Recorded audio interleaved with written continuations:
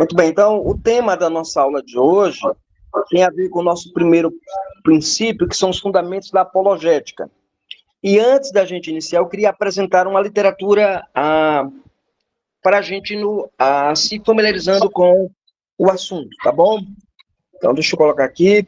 Então, a primeira literatura que eu separei aqui algumas literaturas na área de apologética, não é tudo, porque eu não consegui trazer a biblioteca toda para cá para cima, mas eu só peguei o que é essencial, por assim dizer, tá bom? Então, lá. Para apologética, a gente tem vários livros interessantes. Existe esse livro aqui, do Cornelius Van Til, Apologética Cristã, tá? Do Cornelius Van Til. São anotações do aluno dele, William Edgar, tá? William Edgar. E é um livro publicado pela editora Cultura Cristã, tá? A editora Cultura Cristã tem um livro, é um livro muito bom, gente, muito bom. Embora eu não seja vantiliano em relação à apologética, mas o Van Til, ele é muito bom, muito bom. Seria um pecado negligenciá-lo. Então, ler Cornelius Van Til é importante. Então, a Apologética Cristã é o primeiro livro da nossa lista. Há um outro livro aqui. Cadê o outro livro, cara? O outro livro sumiu. Depois, na outra aula, eu mostro para vocês. Tem esse livro aqui, ó. Apologética e Evangelização. Tá? Manual do Semeador. A apresentação e a defesa da fé em meio à diversidade de credos. Michael Green e Alice McCraft. Também da Cultura Cristã, tá? Manual do Semeador. Manual do Semeador. Manual do Semeador, o nome do livro, tá? É um livro que ele vai abordar esses temas que a gente mencionou no início da aula, como levar o evangelho para as outras religiões. De maneira muito interessante, né? O McCraft, ele tende a ser evidencialista na apologética e o Michael Green tende a ser vantiliano na apologética. Então, é uma obra muito boa. O que é isso, pastor? Qual é a diferença? A gente vai ver na aula de hoje um pouco sobre isso, tá? Mas, por exemplo, o vantilianismo, ele está ligado mais à escola apologética chamada pressuposicionalista. É claro que Van Til não é o único pressuposicionalista, né?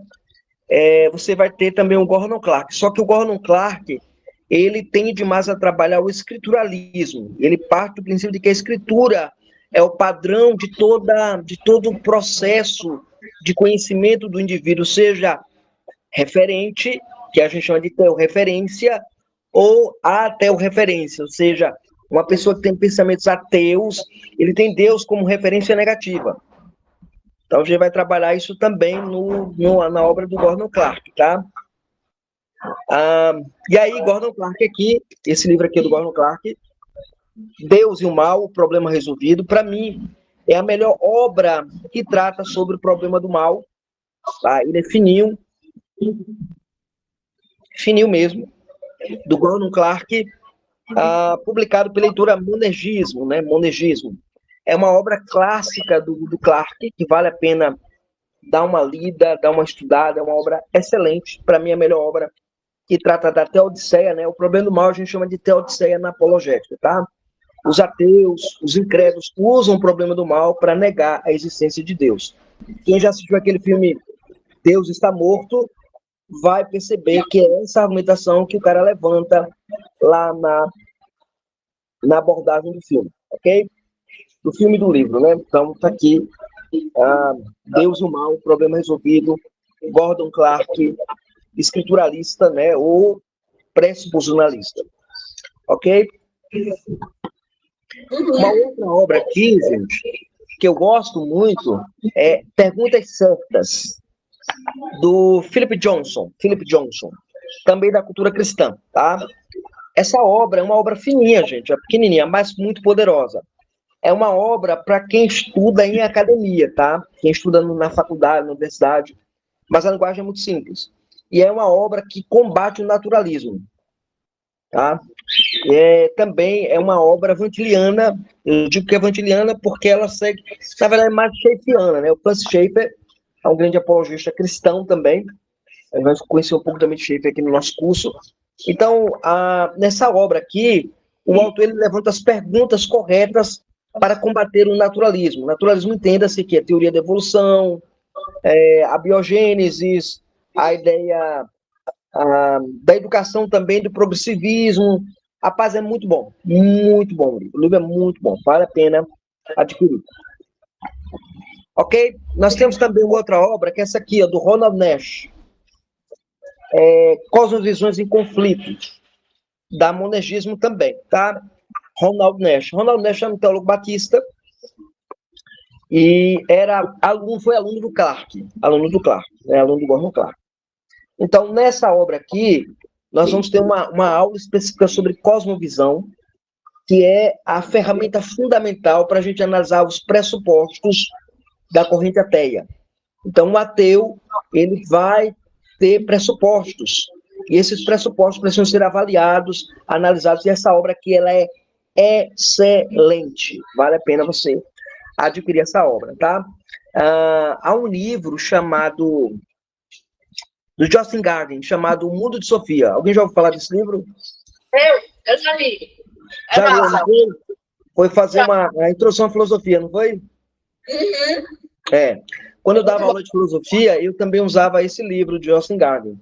Há um capítulo no Justin Garden, O Mundo de Sofia, o romance da filosofia, que ele vai falar sobre os óculos sujos, lembra lá? Os óculos sujos. Então, é bem interessante, é basicamente essa ideia aqui das cosmovisões. Eu vou voltar a esse ponto na aula de hoje. Uma outra obra, gente, essa aqui, ela não tem em português, tá? Que é a Apologética Expositiva. O nome está como português, mas aqui é espanhol, tá? É uma obra espanhola. Do saudoso Valdir Bauchamp. O Bauchamp, né? Valdir Bauchamp. O Valdir Bauchamp escreveu, eu tenho essa obra em inglês e também em espanhol. Não tem em português. Eu estou tentando tomar coragem para traduzir. A obra... Você sabe falar de espanhol também? Espanhol também. Aqui, ó.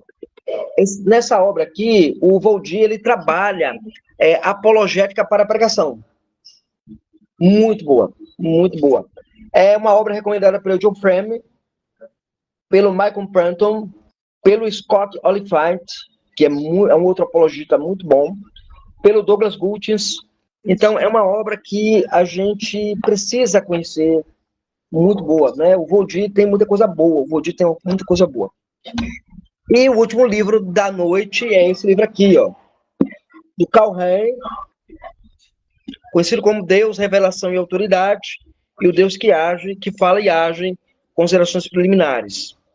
Publicado pela saudosa Luz e Vida e pela Agnos, né? Essa obra é uma obra que vai trabalhar como a doutrina da revelação ela acabou deixando de ser assumida pelas igrejas do ponto de vista da comunicação verbal de Deus nas Escrituras. Como a Escritura ela é rejeitada como fonte de revelação ou como a revelação de Deus é rejeitada. Esse cara aqui, ele foi aluno do Clark também, tá? Ele era batista, então, muito bom essa obra. Tem uma outra obra que eu não trouxe, tá lá embaixo, na biblioteca lá embaixo, chamado Verdade Absoluta, da Nancy Press, publicado pela CPD. Tá? É uma obra que vocês precisam ler, muito boa. E a trilogia do Schaeffer, o Deus que intervém, o Deus que se revela e a morte da razão. Essa trilogia precisa ser lida também para a gente entender o que é apologética no campo mais amplo, né? Mas o que a gente já tem aqui já é suficiente para o nosso curso que nós nos propomos a trabalhar com vocês.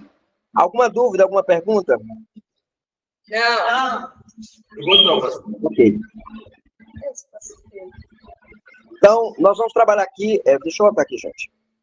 Nós vamos trabalhar aqui os fundamentos da apologética cristã, da busca por aceitação, a vindicação da verdade. Há um outro livro que eu comprei em Kindle, mas pedi o físico agora, chamado Apologética Impiedosa. É um livro de um aluno meu de apologética, o meu primeiro aluno de apologética, tá? Esse eu ensinava em casa.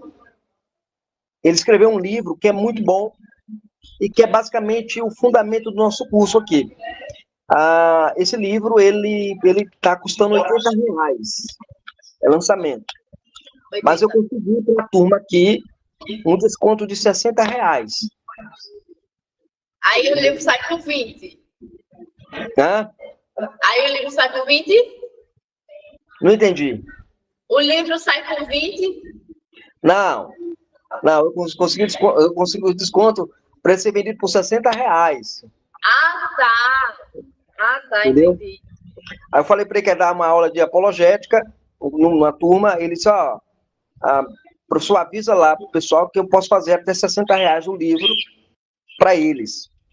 Então, sendo o grupo comprando, né, claro. Então, assim, são 4 alunos que a gente tem, se os 4 alunos comprar, sai R$ 60 a obra. Então, a obra é muito boa, eu acho muito boa. E vou, inclusive, eu vou chamar ele aqui para dar uma aula para vocês também. Tá? Ele vai dar uma aula para vocês de um tema que eu acho que é muito interessante, que é sobre o argumento transcendental. Ele é muito bom no argumento transcendental do Greg Bunsen, que é uma outra obra também muito boa. Então, algumas obras eu vou divulgar lá no suporte, em PDF, e vocês vão baixar e vão estudando, ok? Ok. Muito bem. Seguindo aqui, gente. Então, vamos lá. A primeira questão que eu vou trabalhar com vocês é o dilema do silêncio moderno. A maior dificuldade para muitos cristãos hoje, irmãos, é comunicar a fé em uma era onde a mudança de religião, ou seja, o proselitismo, é rotulada como sendo intolerância religiosa. Essa é a verdade. A gente enfrenta a dificuldade de comunicar a fé. Por que há uma crise na apologética? A crise na apologética se dá porque nós temos dificuldade de comunicar a fé. A gente tem medo de divulgar a fé. Por exemplo, você tem gente que é católico na sua casa, tem gente que é na sua casa que frequenta uma outra religião, não uma outra igreja, mas uma outra religião. E você tem medo de confrontar essas pessoas. A título de exemplo, por exemplo, numa cidade onde o catolicismo ele impera de maneira ferrenha. Nas nossas igrejas evangélicas, os jovens não se interessam pelas igrejas. Mas aqui no o catolicismo, eles prendem os jovens de maneira interessante. Então, você tem medo de confrontar, de apontar, de indicar, porque você tem medo de perder, digamos assim, a serenidade, o companheirismo, o respeito e até a empatia do seu parente que está caminhando para o inferno.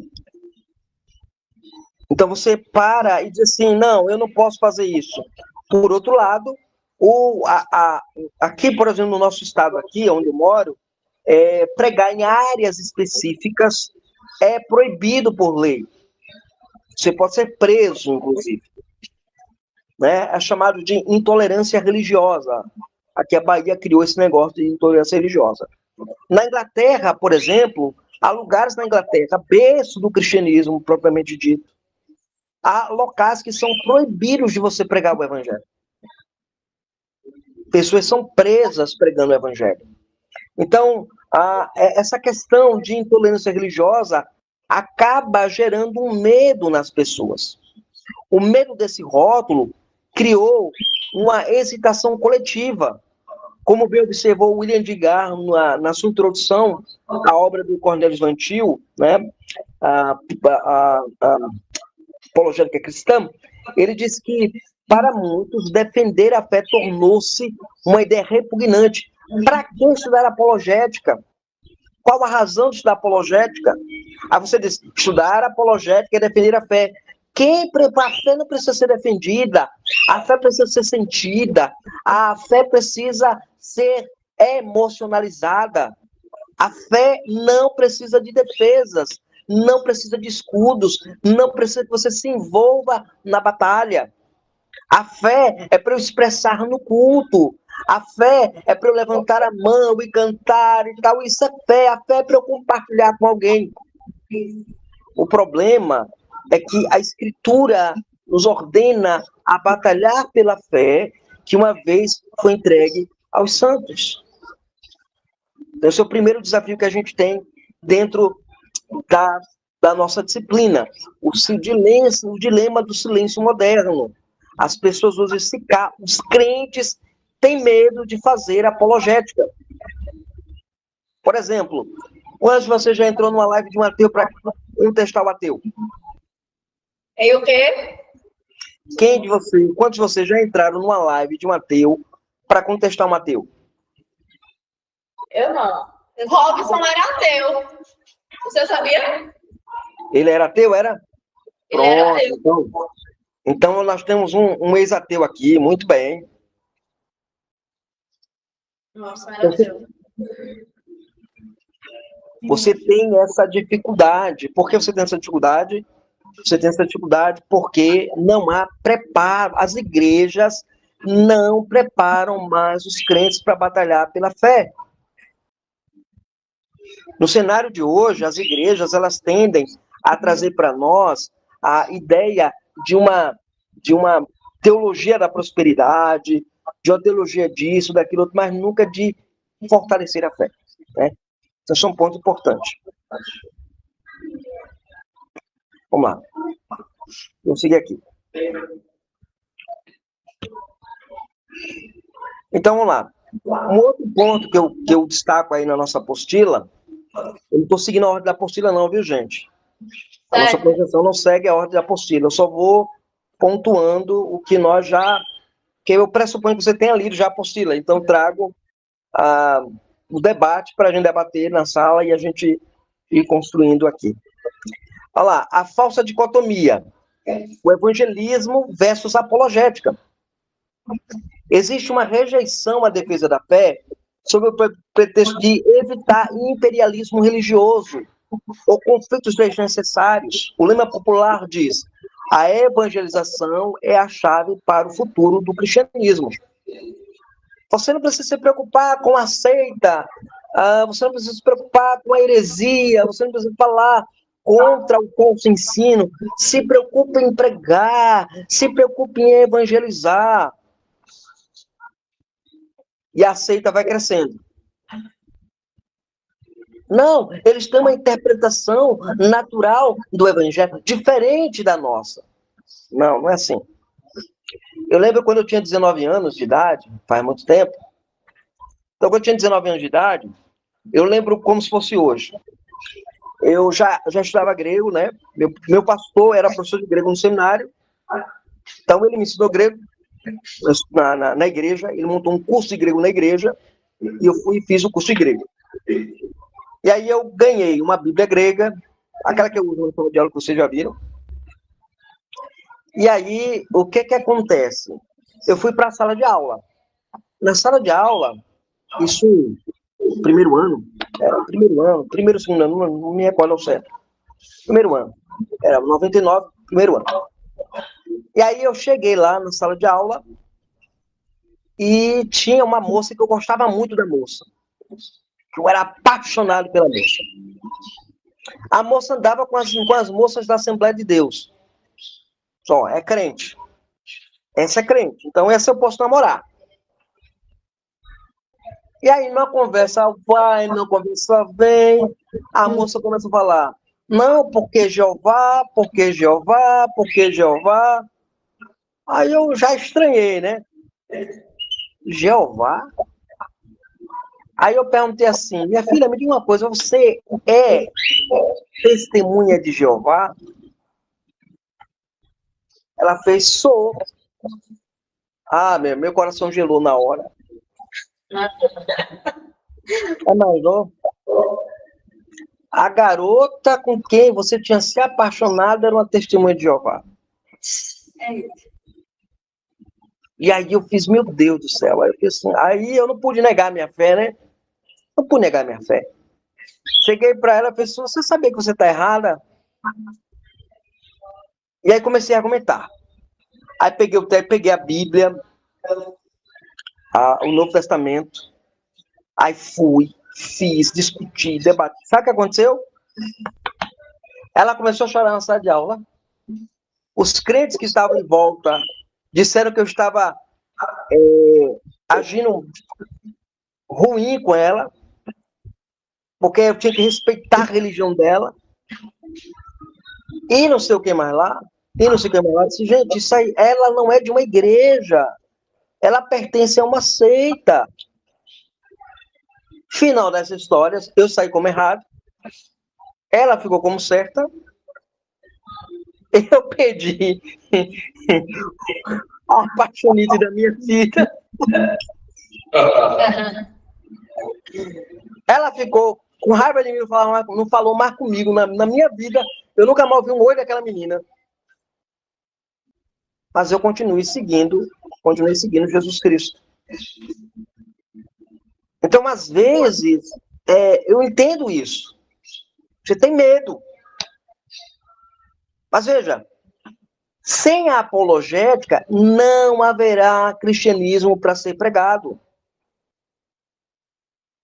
Se você não aprender a defender a fé, você não vai ter evangelismo, você não vai ter o que pregar, você não vai ter o que ensinar. Entenderam aqui? O ponto aqui é esse. A ausência de obras que lidam com o espírito do evangelismo no confronto com falsas concepções criou um impasse perigoso. Devo ou não confrontar fulano? Devo ou não confrontar ciclano? Às vezes eu vejo um mormon, aqui agora, o que foi que o mormon fez? Veja a estratégia do mormon, gente. Não sei se aconteceu isso com vocês, comigo aconteceu. Navegando no YouTube, aparecia uma moça bonita do mormon, falando, querem conhecer Jesus Cristo? Eu lhe apresento o livro de Mormon. Esse fala de Jesus e fala de uma maneira especial sobre ele. Queres receber um desse? Clica no link e baixa.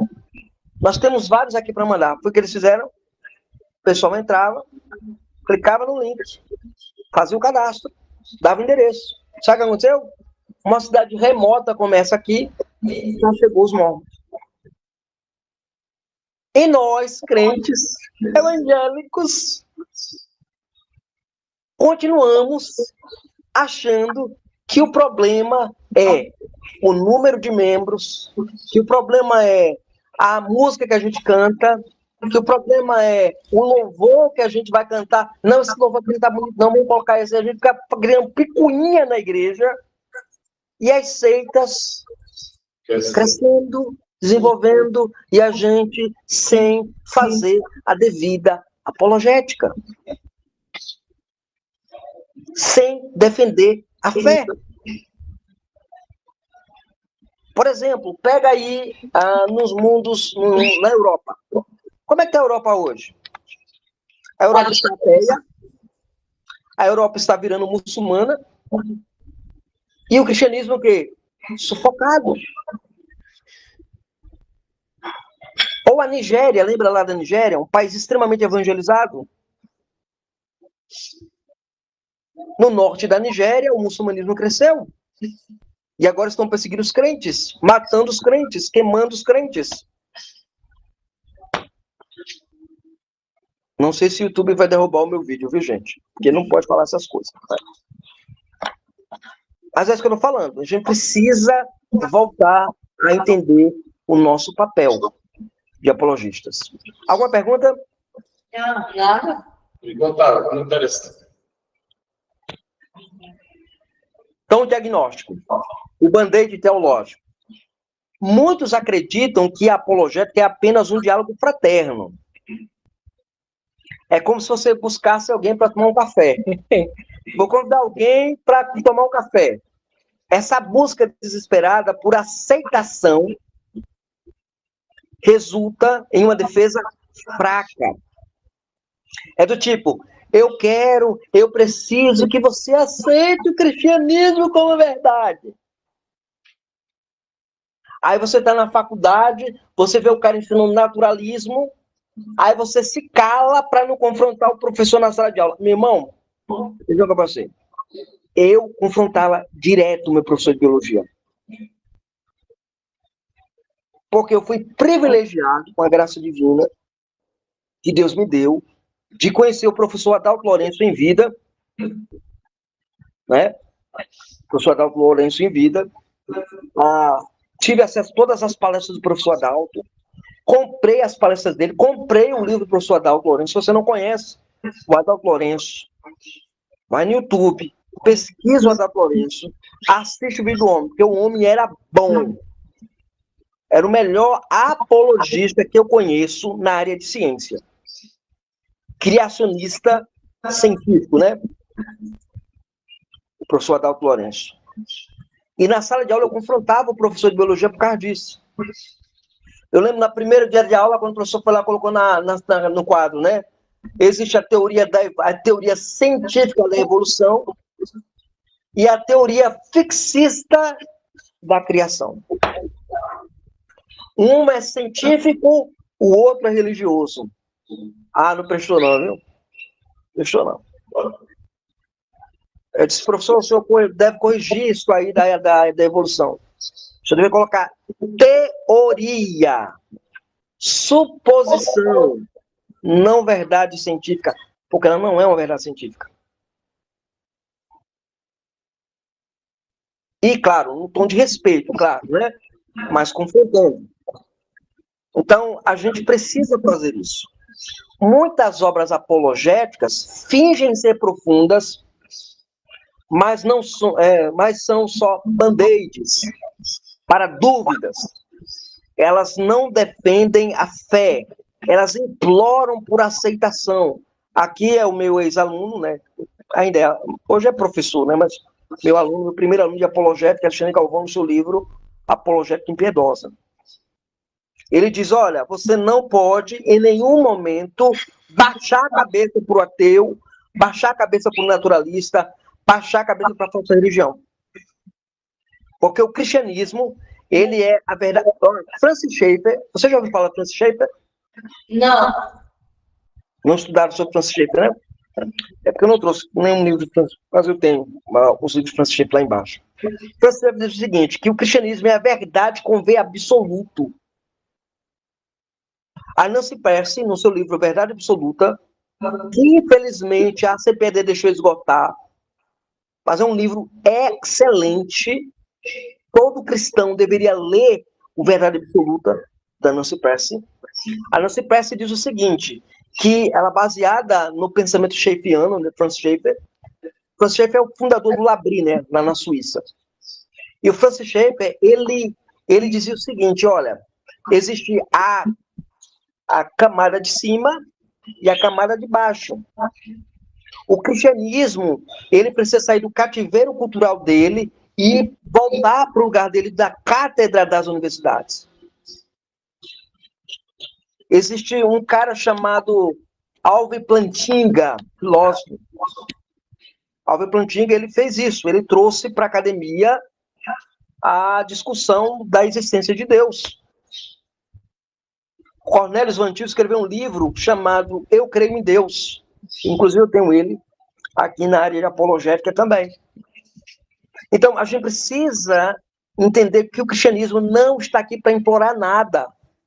Nós não estamos aqui para implorar nada. Nós estamos aqui para vindicar a glória de Deus. Dizer que Deus, ele é o absoluto. Quando eu dava aula de ética e filosofia, né? Existe uma disciplina na filosofia chamada lógica. E a lógica, ela vai trabalhar algumas coisas muito importantes. Uma delas é a chamada lei da não contradição. Que se você entender essa lei, meu amigo, acabou, meu. A não pode ser não há ao mesmo tempo e na mesma relação. Já vai, inclusive, fazer um trabalho sobre a lei da não contradição. Vocês vão gostar. Ok? Alguma pergunta aqui, gente? Não. É tudo novo, né? Mas está sendo muito bom. Vamos lá. Definindo o campo de batalha. E aqui, irmãos, eu preciso colocar esses dois personagens, tá? Aqui, a apologética, ela não é uma conversa de fim de tarde. Ela é uma antítese entre cosmos-visões. E a gente precisa entender o seguinte, ó. O Francis Schaeffer tem um livro chamado O Deus que se Revela. Eita livro, gente. Pense num livro maravilhoso. É fininho. Publicado pela Cultura Cristã. O livro é saboroso de ler. Quando eu digo saboroso, é porque saboroso mesmo, é gostoso de ler. Você se encanta pela maneira como Schaeffer escrevia. E o Schaeffer, nesse livro, ele me ajudou a entender metafísica na filosofia. O problema da metafísica é o problema do uno e do múltiplo.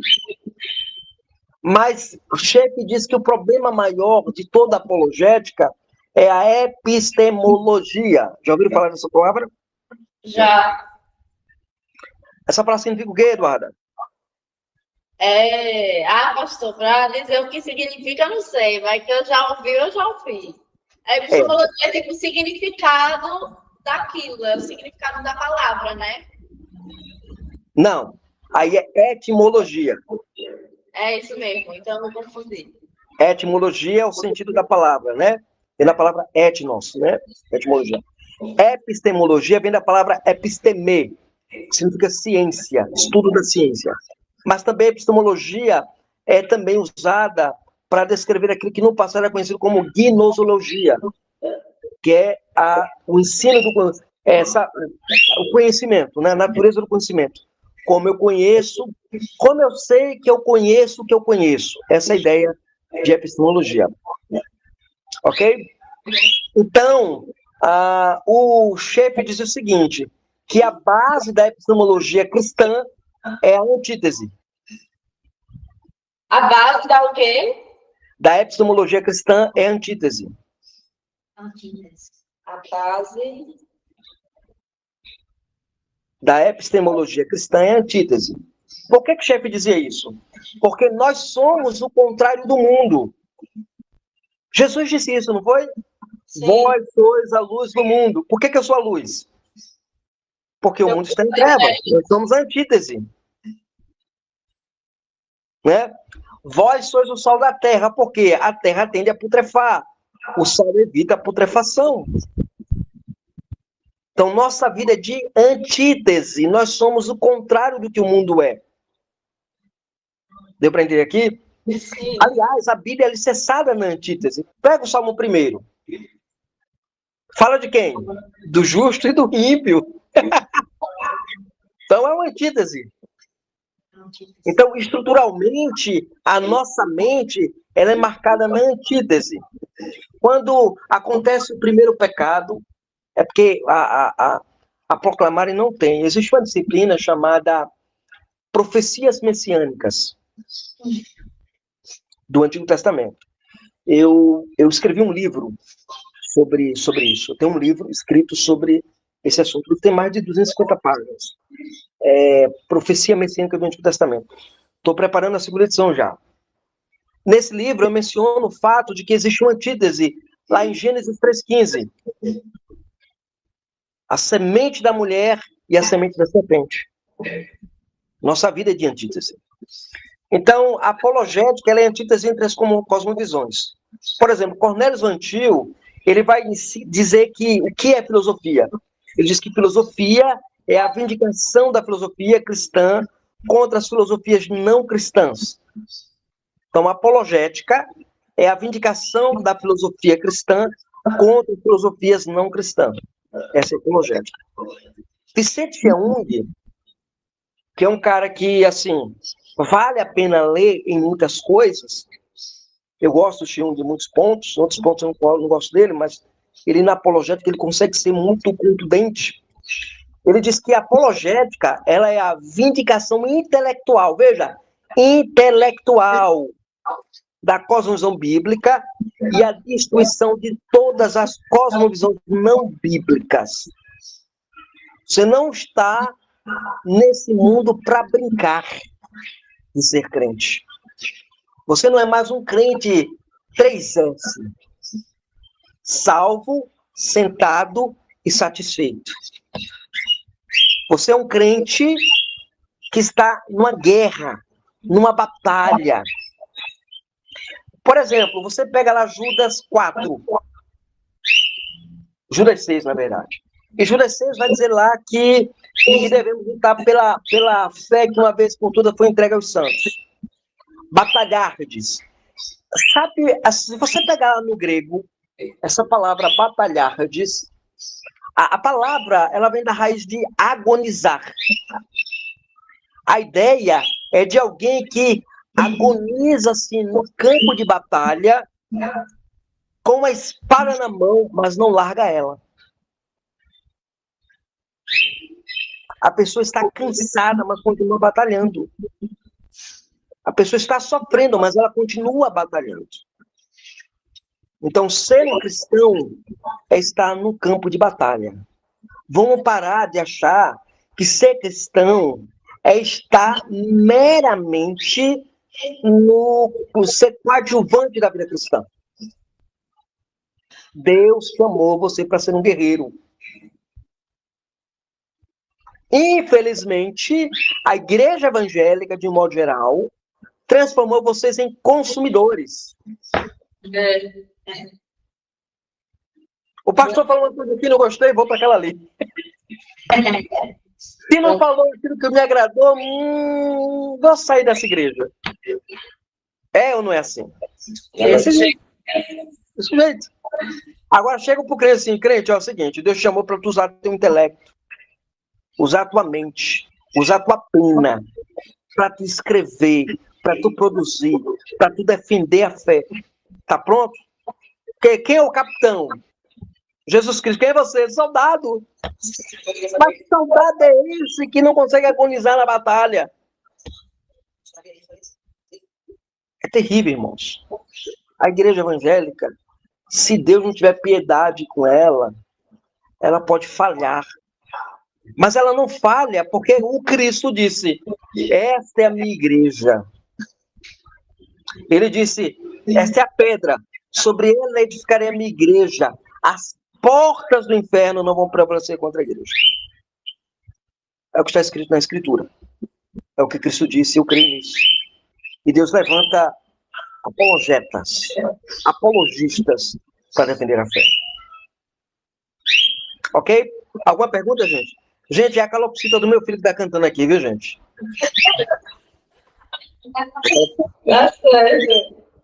Tá ouvindo, né? Estamos ouvindo. É a calopsita do meu filho que está aqui cantando. Tá querendo que alguém vá lá pegar. Ela fica conversando aqui, sabe? Ela fica pedindo, me tira daqui, mas... Olha lá. O outro ponto que a gente precisa entender aí, gente, é defesa e ataque. Veja, quando a gente fala de apologética, a palavra apologética, no inglês, é apologia, né? E significa, às vezes, desculpa. Pedir desculpa, né? Sim. Mas, veja, apologética, alguns definem como apenas como defesa. Ou seja, a gente precisa entender que a apologética é defesa e ataque. Ou seja, não, aqui, protesto que não está encurralado, recebendo apenas golpes. O cara está com escudo e o cara está lá batendo, não. O cara está falando mal da igreja, criticando a igreja, falando mal do cristianismo, perseguindo os crentes, os ateus aí, achando que estão abalando e ficam lá, pá, né? Uma das coisas que o ateísmo, ele ignora é o axioma. O que é o axioma? O axioma é uma verdade que não precisa ser comprovada. A verdade absoluta, válida, é da onde eu parto com os meus argumentos. A gente vai aprender a fazer isso. Axioma. Hã? Axioma ou maxioma? Axioma. É um X. Axioma. Pode continuar. Então, aqui eu tenho o seguinte. Eu tenho, primeiro, que a apologética é proteção, mas ela também é destruição. É desmantelar sofismas, falácias e fortalezas inimigas. Romanos 8:37, em todas essas coisas somos mais do que vencedores. E aqui é interessante, tá? Porque no original grego, não é apenas mais que vencedores, é mais que conquistadores. Então, o cristão, ele vê a apologia apenas como escudo. O cristão que vê a apologia apenas como escudo, ele não compreende a sua função. O mandato envolve destruir as fortalezas que se levantam contra o conhecimento de Deus. Quem é o ateu, gente? No seu argumento absurdo de dizer que Deus não existe. O Francis Schaeffer tem um livro dele chamado Deus que Intervém. Eu li esse livro, gostei demais desse livro. E o Francis Schaeffer disse que uma certa feita ele foi para um cruzeiro com Edith. Edith é a esposa dele, Edith Schaeffer. E nessa viagem tinha um amigo dele que era ateu. Havia se tornado ateu e tal. E aí no jantar, o cara estava comemorando o seu recém-casamento. E aí Schaeffer, que gostava de pegar cada um na sua contradição, Schaeffer chegou para ele e disse assim, não existe uma realidade última. Aí o amigo dele disse que não existe nenhuma realidade última. Tudo é matéria. Tudo é físico. Aí ele pergunta, você ama a sua esposa? E o ateu responde, amo. Como você sabe? O ateu calou-se e saiu da mesa. Que ele percebeu o absurdo que é. Porque se você nega a realidade, você nega as outras coisas. Tá? É que nem o cético. O cético diz assim, não há conhecimento. Como é que ele sabe? Como é que ele sabe que não há conhecimento verdadeiro? Não há verdade absoluta. Você escuta isso muito na universidade. Não há verdade absoluta. Como é que a senhora sabe, professora? Como é que o senhor sabe, professor? Porque se não há verdade absoluta, o senhor cria um padrão absoluto. Que verdade absoluta não existe. Você desmonta o argumento dele. Porque ele nega uma coisa afirmando exatamente aquilo que ela nega. Entende o problema aqui? Então, a apologética, ela te ajuda a perceber essas coisas. E a em cima disso. Ok? Alguma pergunta? Não. A raiz da falha. Por que a igreja tem falhado na prática da apologética? Veja, a falha está no abandono da autoridade e da suficiência das escrituras. Ou seja, quando eu digo que a escritura não é mais autoridade, quando eu digo que a escritura não é suficiente, porque a gente assim, a Bíblia é suficiente. Ah, mas a Bíblia não fala dos fósseis. Não fala, não precisa falar. Ela não precisa falar. Né? Então você vai entrar na chamada apologética evidencialista, né? Muito bem. Deixa eu seguir aqui. Então, você tem o primeiro problema, o problema do empirismo. O que é o empirismo? O empirismo é a ciência que diz que você tem conhecimento pelo sentido. Lembra quem foi o primeiro empirista da ressurreição? John Locke. Não, John Locke é o primeiro empirista filósofo. Mas depois... Caiu, pastor?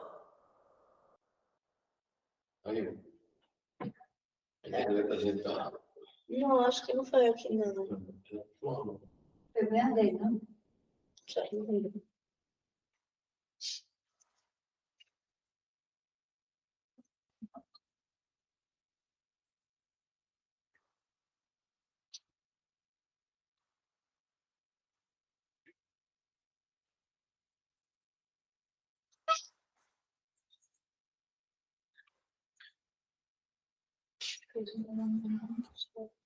Gente, eu saí, foi?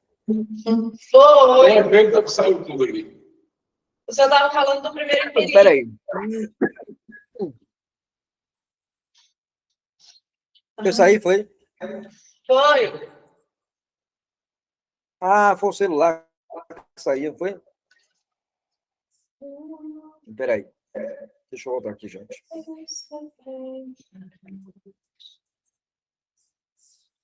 Deixa eu só voltar lá para o link aqui, gente. Deixa eu achar aqui. Achei, pronto. Não entendi por que eu saí. Meu?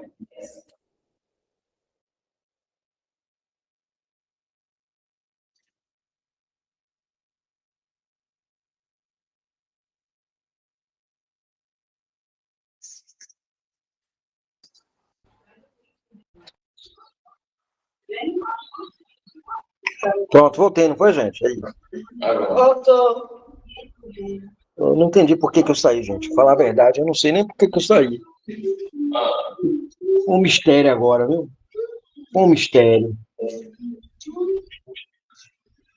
Então, o primeiro empirista foi Tomé. Eu só creio se eu tocar. Acredito bem. Né? O empirismo. O pai do empirismo é John Locke. Então, vamos lá. Então, o primeiro problema do empirismo. O empirismo, muitos tentam basear sua defesa no empirismo disfarçado de conhecimento. Ou na ciência como autoridade final. A ciência diz que é assim. Epa, quem foi que disse que a ciência é a autoridade final? Aonde arrumaram essa loucura? Vocês viram o que a ciência fez aí no período que nós vivemos aí há 6 anos atrás, né? Segundo, a perda do axioma. Quando o cristão busca um terreno neutro, fora da Bíblia, ele já perdeu o axioma básico da defesa da fé. O axioma é quando você tem, de fato, um princípio que não precisa de validação, liberdade universal, que não é questionada. É de onde todo mundo parte para discutir apologética. Ok? Então, só a Escritura, o árbitro supremo. Eu estou citando aqui a Constituição de Fé. Alguma pergunta aqui, Valdir? Quer que eu volte lá, o slide lá? Volte lá para a gente anotar dentro da anotação. Isso.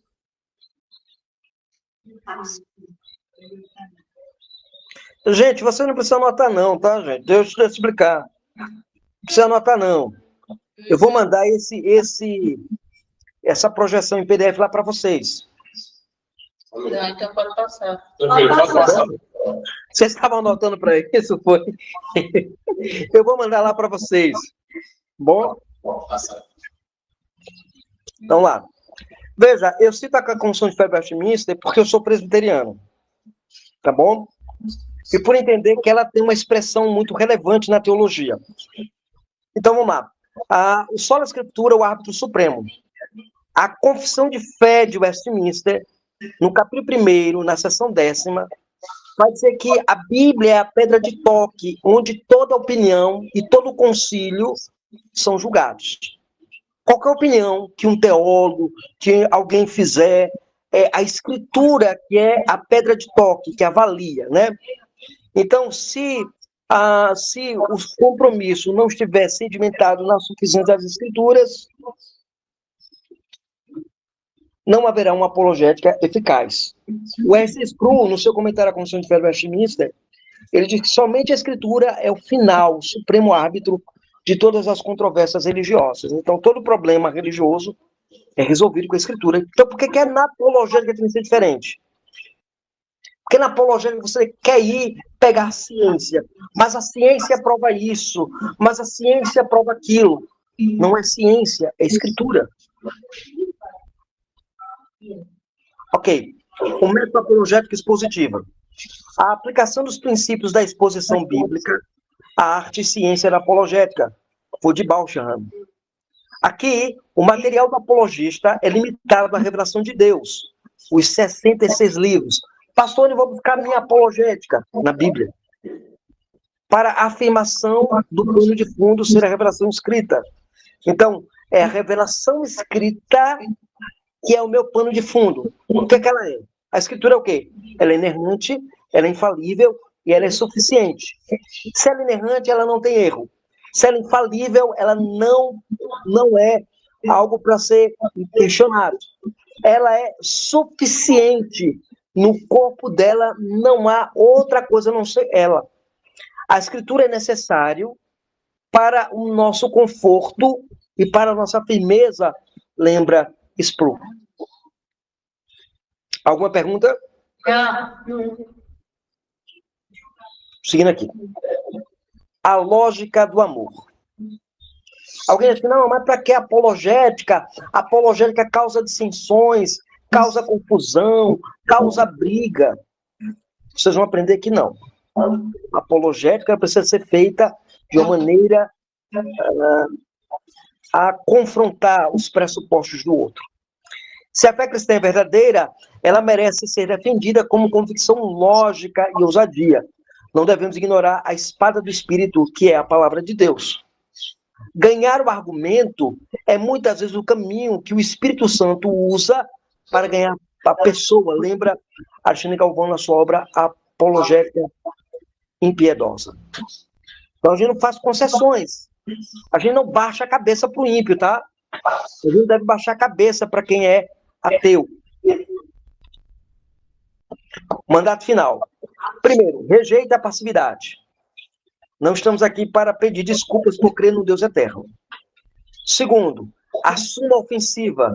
Reivindique a glória de Deus e destrua as convicções não bíblicas. Terceiro, firme-se na palavra. Use-a com a Escritura como única regra infalível de fé e vida. Uma evangelização consciente e efetiva não faz concessões. Eu quero evangelizar, mas eu vou evangelizar com minha apologética. Ok? Razão da esperança. Um guia visual para a apologética cristã.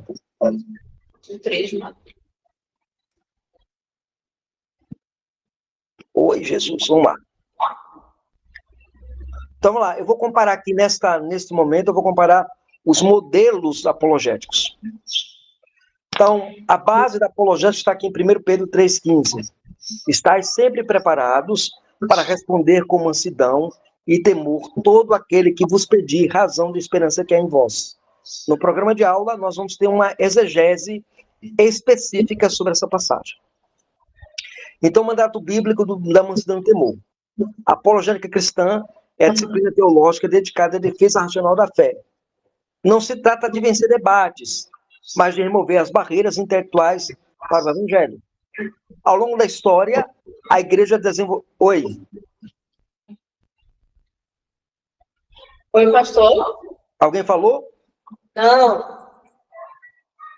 Então, ao longo da história, a igreja desenvolveu métodos distintos para cumprir essa tarefa. Vamos ver aqui. Primeiro, a abordagem clássica. A razão, ela é a ponte. A segunda, a apologética, é a evidencialista, o veredito da história, a história dá o veredito. E a pressuposicional, onde a revelação divina da soberania de Deus, a soberania da revelação de Deus é o guia. Ok? Então, vamos lá, a apologia clássica, o que é? Ela parte do pressuposto de que a razão humana, embora afetada pelo pecado, não está totalmente incapacitada.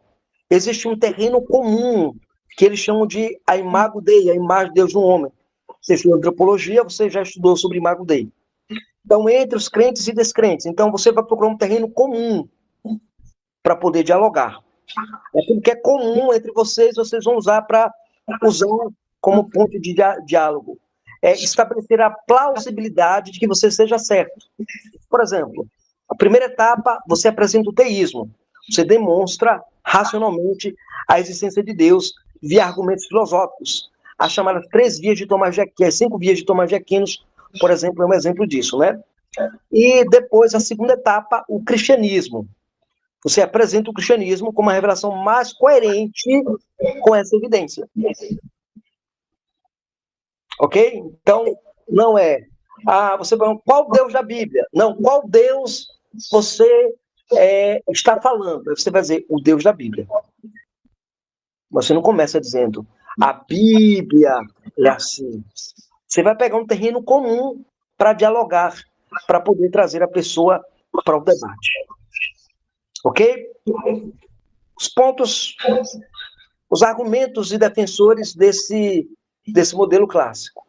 O argumento cosmológico vai dizer que a existência de um mundo contingente exige uma causa primeira não causada. Aquilo que Aristóteles usou, né? O Eduardo estudou aí filosofia, acho que você deve ter estudado filosofia. Então, você vai ter lá o motor imóvel. O motor imóvel. Um motor que ele não se move, mas que causa o primeiro movimento. Então, argumento cosmológico. Eu gosto da lógica de... Ai, meu Deus, eu esqueci o nome dele agora. De Descartes, quando ele parte do pressuposto do bem e do mal, de que, tipo assim, para que a gente entenda o que é o mal, a gente precisa primeiro conhecer o bem. Sendo que eu não lembro se ele utiliza, acredito que a lógica da perfeição. A gente não sabe o que é algo perfeito se a gente é imperfeito. Então, para a gente conhecer aquilo que é perfeito, é porque existe um ser superior que é perfeito, colocou em nós a capacidade de conhecimento para entender o que é o não perfeito. Você vai ter esse argumento aí também baseado aqui na estrutura clássica, tá? Que é o argumento moral. Então, os valores morais apontam para o legislador moral concedente. Então, se fulano é justo, então existe um ser que é justíssimo. O teleológico é a complexidade da ordem no universo, que indica um design inteligente.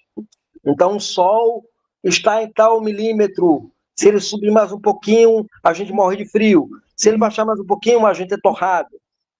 O ontológico, a ideia do ser. Então, se um ser ele existe, nas suas imperfeições, deve existir um ser mais perfeito. Então, são os argumentos. Veja, os proponentes desses argumentos, do modelo clássico, é Tomás de Aquino, as 5 vias de integração com a filosofia aristotélica, William Lane Craig, que é um apologista de mão cheia, né? Ele faz a reformulação do argumento de Callan e os debates públicos que ele fazia, e o Norman Geisler, também saudoso Norman Geisler, onde ele sistematizou, né, a compatibilidade entre a fé e a razão. Agora, quais são as limitações? A questão, o que é positivo e o que é negativo no modelo clássico? Valoriza a racionalidade da fé, o cristianismo não é irracional. Ele estrutura a lógica clara e progressiva, eficaz em contextos acadêmicos, na universidade. Ele utiliza categorias filosóficas amplamente reconhecidas para dialogar com os céticos. As limitações: o risco de superestimar a neutralidade da razão humana, esquecendo os efeitos noéticos do pecado, porque o pecado não afetou somente a questão moral, mas a nossa mente também. Também pode separar excessivamente a razão da revelação. Daí, por causa disso, surgiu o liberalismo teológico, né?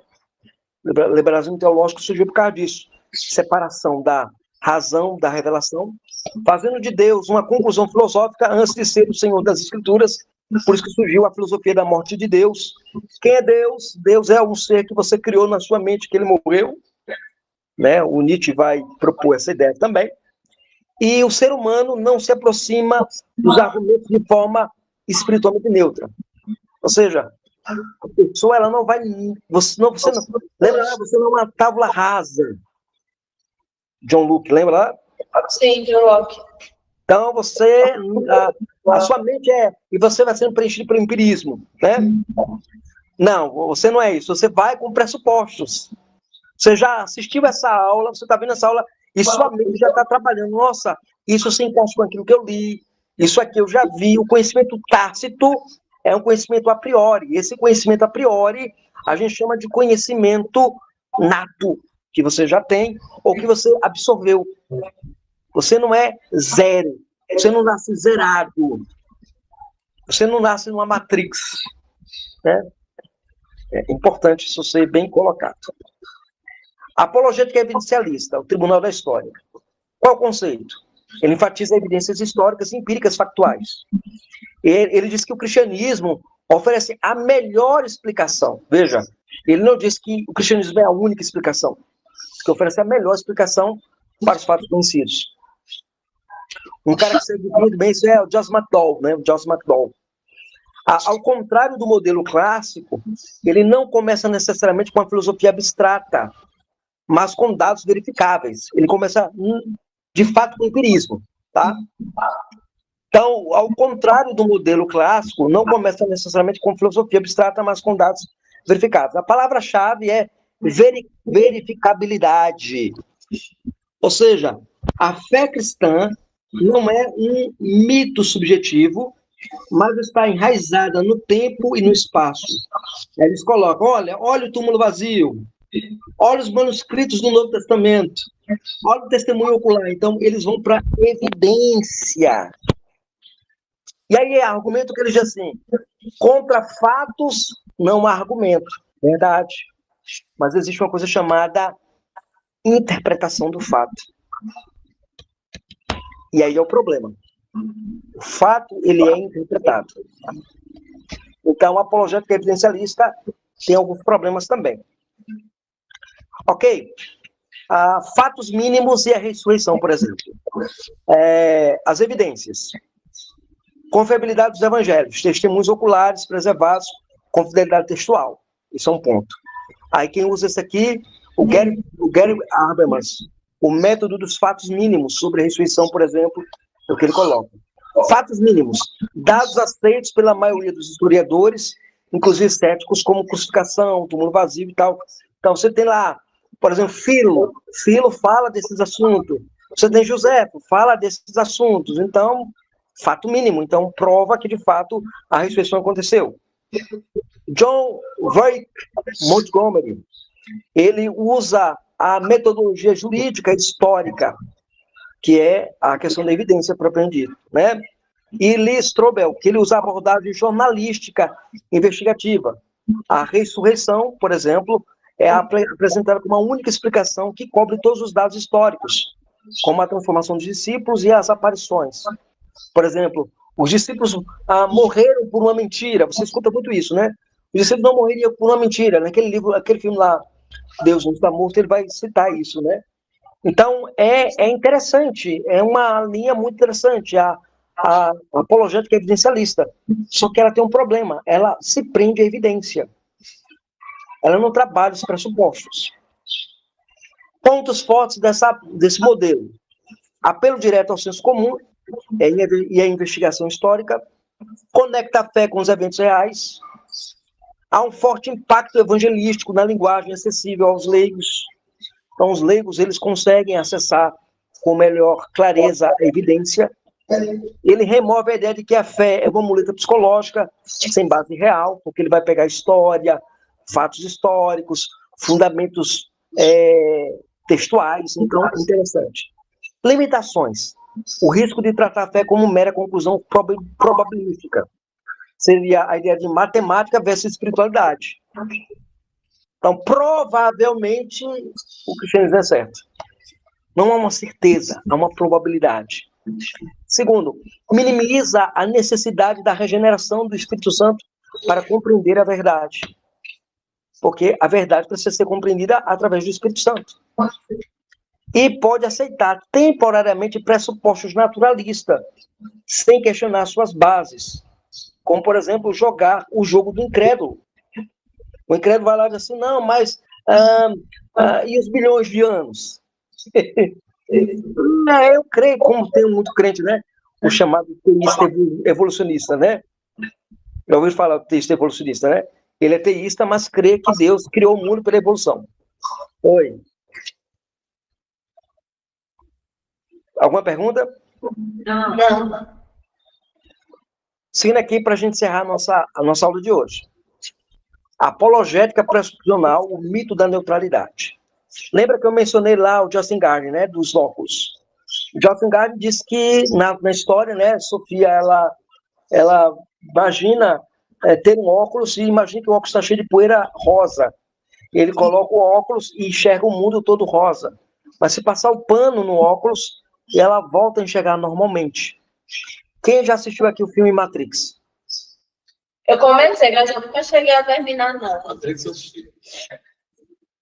O Matrix, o primeiro filme de Matrix, há uma cena em que Neo é libertado. E quando ele é libertado, ele sente o peso da luz. E aí ele pergunta, por que meus olhos doem tanto? E Morfeu disse, você nunca precisou deles antes de usá-los. Você nunca usou. A ideia é que a gente lê o mundo pela cosmovisão que a gente tem. Então, a cosmovisão é uma lente. A gente vai estudar sobre cosmovisão ainda profundamente, tá? Então, qual é o conceito? Essa apologética aqui, ela rejeita a ideia de neutralidade intelectual. Ninguém é neutro. Não existe neutralidade. Todo raciocínio, ele parte de um pressuposto último, que molda a sua interpretação da realidade. Para o ateu, é o materialismo, é o fisicismo, é o naturalismo. Para o cristão, é a revelação de Deus dada na Escritura. Então, eu preciso trabalhar os pressupostos, o que o outro tem na mente, o que o outro traz como pressuposto, qual é a linha de argumentação dele. Então, o primeiro princípio é que existe uma depravação total. O pecado afetou a mente e o homem suprime a verdade. Está lá, Romanos capítulo 1, né? Eles trocaram a verdade de Deus por mentira, tentando suprimir essa verdade. Há uma antítese, há uma oposição fundamental entre a cosmovisão cristã e a não cristã. O ímpio, ele não gosta do crente. E o crente, naturalmente, é inimigo do ímpio. Ok? No campo espiritual. É o solo escritura. A Bíblia, ela se torna um ponto de partida necessário para qualquer conhecimento verdadeiro. Eu quero conhecer verdadeiramente alguma coisa. Eu preciso ir à escritura. Jesus disse isso. Você precisa conhecer e o conhecimento liberta. Ok. O argumento transcendental é a soberania de Deus. A explicação do argumento é o seguinte. A pergunta não é apenas o cristianismo é verdadeiro, mas quais pressupostos tornam possível a lógica e a ciência moral. Ou seja, quais são os pressupostos que você carrega, meu amigo? Conclusão, somente o Deus revelado nas Escrituras fornece base para essas coisas existirem. O ateísmo é internamente incoerente. Porque o que ele faz? Ele toma capital emprestado do cristão para argumentar. Ele usa a linguagem, ele usa o pensamento, ele usa a lógica, que tudo é capital cristão, para poder argumentar. Do argumento transcendental e da apologética pressuposicional. Cornélio Vantil, do método, enfatizando a antítese e a submissão às escrituras. Greg Bunser, para mim, o melhor apologista que existiu na área do pressuposicionalista. O leão da apologética, famoso por debates públicos. John Frame, e a sua abordagem integrativa do perspectivismo. Ele é vivo, o John Frame. Eu tenho muitos livros dele também. Pontos fortes do método pressuposicional. Possui alta coerência bíblica, honra a soberania de Deus e a natureza da revelação. Ela confronta a cosmovisão incrédula na raiz, expondo as consistências internas da cosmovisão não cristã. E ele assim, não submete a palavra de Deus ao julgamento da razão humana caída. O ímpio, ele não vai dizer para mim o que eu devo crer, mas eu vou dizer para ele o que ele precisa crer. O problema do incrédulo, do ateu, de quem quer que seja, não é falta de fé. E não é falta de evidência. É incredulidade, é rebeldia. Limitações desse método. Esse método exige maturidade teológica e filosófica, que é difícil para os leigos. Então, eu vou tentar ensinar para vocês uma linguagem simples. Pode parecer circular. A Bíblia é verdadeira porque diz que ela é. Isso é um argumento circular. Não é. É o nosso axioma. Não é argumento circular. Lembra? O axioma básico não precisa ser justificado. Tanto no pensamento ateu, quanto no pensamento cristão. para quem não entende epistemologia. Então, se você não entende como funciona a epistemologia, nós vamos aprender sobre epistemologia nesse curso. E o risco de parecer arrogante ou agressivo, se não aplicado com mansidão. Você pode achar que o nosso método é um método arrogante, não é. Nós defendemos a verdade. E aqui eu tenho o quadro comparativo. Ponto de partida da clássica, a razão. A evidencialista, os fatos. A pressuposicional, a revelação bíblica. O papel da evidência. Na clássica, ela confirma. Na evidencialista, ela é central. Na pressuposicional, ela é secundária. Depende da cosmovisão. A visão do não crente. Na clássica, ela é vista como racional, mas precisa de guia. No evidencialista, é cética que precisa de provas. No pressuposicional, o ímpio, ele suprime a verdade. Ele precisa de novo coração, precisa de regeneração. E aqui eu tenho lá os representantes. Tomás de Aquino na clássica, Gary Habermas na evidencialista, Cornelius Van Til na pressuposicional. E aqui nós terminamos colocando o seguinte: a unidade na diversidade. Embora os métodos dividam, nós podemos usá-los, eles, a maneira que seja útil, mas precisamos ter uma predominância. No nosso caso, o nosso curso vai predominar o método pressuposicional